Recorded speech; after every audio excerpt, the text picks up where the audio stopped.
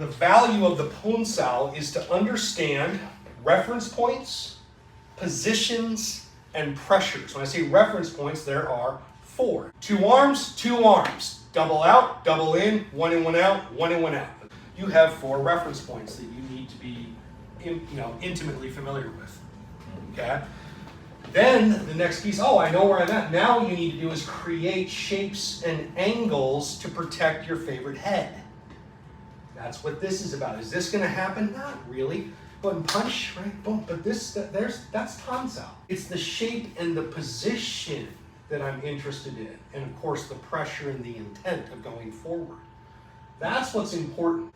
This exercise is simply that. It is an exercise for you to hone the ability to feel and understand those positions and pressures for the purpose of gaining access to the target. That's Chi-Sao.